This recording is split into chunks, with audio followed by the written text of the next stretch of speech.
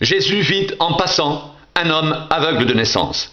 Ses disciples lui posèrent cette question: Rabbi, qui a péché, cet homme ou ses parents, pour qu'il soit né aveugle? Jésus leur répondit: ce n'est pas que lui ou ses parents aient péché, mais c'est afin que les œuvres de Dieu soient manifestées en lui. Il faut que je fasse, tandis qu'il est jour, les œuvres de celui qui m'a envoyé, la nuit vient où personne ne peut travailler. Pendant que je suis dans le monde, je suis la lumière du monde. Après avoir dit cela, il cracha à terre, fit de la boue avec sa salive, puis il appliqua cette boue sur les yeux de l'aveugle et lui dit: va et lave-toi au réservoir de Siloé, nom qui signifie envoyé. Il y alla, se lava, et s'en retournant, voyant clair. Ses voisins, et ceux qui auparavant l'avaient connu comme un mendiant, disaient: n'est-ce pas là celui qui se tenait assis et qui mendiait? Les uns disaient: c'est lui, d'autres disaient: non, mais il lui ressemble. Et lui-même disait: c'est moi. Ils lui dirent donc: comment tes yeux ont-ils été ouverts? Il répondit: l'homme qu'on appelle Jésus a fait de la boue, a oint mes yeux et m'a dit: va au réservoir de Siloé et lave-toi. J'y suis allé, je me suis lavé et j'ai pu voir. Ils lui dirent: où est cet homme? Il répondit: je ne sais. Ils menèrent vers les pharisiens celui qui avait été aveugle. Or, c'était un jour de sabbat que Jésus avait fait de la boue et lui avait ouvert les yeux. De nouveau, les pharisiens lui demandèrent comment il avait pu voir. Il leur dit: il a appliqué de la boue sur mes yeux, je me suis lavé et je vois. Sur quoi quelques-uns des pharisiens dirent: cet homme ne vient pas de Dieu, car il n'observe pas le sabbat. D'autres dirent: comment un homme pécheur peut-il faire de tels miracles? Et il y eut division parmi eux. Ils dirent encore à l'aveugle: toi, que dis-tu de lui, sur ce qu'il t'a ouvert les yeux? Il répondit: c'est un prophète. Les Juifs ne crurent point qu'il avait été aveugle et qu'il avait pu voir, jusqu'à ce qu'ils aient fait venir ses parents. Et ils les interrogèrent, disant: est-ce là votre fils que vous dites être né aveugle? Comment donc voit-il maintenant? Ses parents répondirent: nous savons que c'est notre fils et qu'il est né aveugle, mais comment il voit maintenant? Ou qui lui a ouvert les yeux? C'est ce que nous ne savons. Interrogez-le lui-même, il a de l'âge, il parlera de ce qui le concerne. Ses parents dirent cela parce qu'ils craignaient les Juifs, car les Juifs avaient déjà convenu que si quelqu'un reconnaissait Jésus pour le Christ, il serait exclu de la synagogue. C'est pourquoi ses parents dirent: il a de l'âge, interrogez-le lui-même. Les pharisiens appelèrent une seconde fois l'homme qui avait été aveugle, et ils lui dirent: donne gloire à Dieu, nous savons que cet homme est un pécheur. Il répondit: s'il est un pécheur, je ne sais. Je sais une chose, c'est que j'étais aveugle et que maintenant je vois. Ils lui dirent: que t'a-t-il fait? Comment t'a-t-il ouvert les yeux? Ils lui répondirent: je vous l'ai déjà dit, et vous n'avez pas écouté. Pourquoi voulez-vous l'entendre encore? Voulez-vous aussi devenir ses disciples? Ils l'injurièrent et dirent: c'est toi qui es son disciple. Nous sommes disciples de Moïse. Nous savons que Dieu a parlé à Moïse, mais celui-ci, nous ne savons d'où il est. Cet homme leur répondit: il est étonnant que vous ne sachiez d'où il est, et cependant, il m'a ouvert les yeux. Nous savons que Dieu n'exauce point les pécheurs, mais si quelqu'un l'honore et fait sa volonté, il exauce. Jamais on a entendu dire que quelqu'un ait ouvert les yeux d'un aveugle né. Si cet homme ne venait pas de Dieu, il ne pourrait rien faire. Ils lui répondirent: tu es né tout entier dans le péché, et tu nous enseignes? Et ils le chassèrent. Jésus apprit qu'ils l'avaient chassé, et l'ayant rencontré, il lui dit: crois-tu au Fils de Dieu? Il répondit: et qui est-il, Seigneur, afin que je croie en lui? Tu l'as vu, lui dit Jésus, et celui qui te parle, c'est lui. Et il dit: je crois, Seigneur, et il l'adora.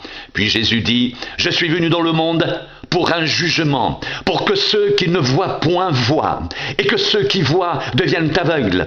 Quelques pharisiens qui étaient avec lui, ayant entendu ces paroles, lui dirent: nous aussi, sommes-nous aveugles? Jésus leur répondit: si vous étiez aveugles, vous n'auriez pas de péché, mais maintenant vous dites: nous voyons. C'est pour cela que votre péché subsiste. En vérité, je vous le dis, celui qui n'entre pas par la porte dans la bergerie, mais qui y monte par ailleurs, est un voleur et un brigand. Mais celui qui entre par la porte est le berger des brebis. Le portier lui ouvre et les brebis entendent sa voix. Il appelle par leur nom les brebis qui lui appartiennent et il les conduit dehors. Lorsqu'il a fait sortir toutes ses propres brebis, il marche devant elles, et les brebis le suivent, parce qu'elles connaissent sa voix. Elles ne suivront point un étranger, mais elles fuiront loin de lui, parce qu'elles ne connaissent pas la voix des étrangers. Jésus leur dit cette parabole, mais ils ne comprirent pas de quoi il leur parlait. Jésus leur dit encore en vérité, je suis la porte des brebis. Tous ceux qui sont venus avant moi sont des voleurs et des brigands, mais les brebis ne les ont point écoutés. Je suis la porte. Si quelqu'un entre par moi, il sera sauvé. Il entrera, il sortira, et il trouvera des pâturages. Le voleur ne vient que pour dérober, égorger et détruire. Moi, je suis venu afin que les brebis aient la vie et qu'elle l'ait en abondance. Je suis le bon berger. Le bon berger donne sa vie pour ses brebis.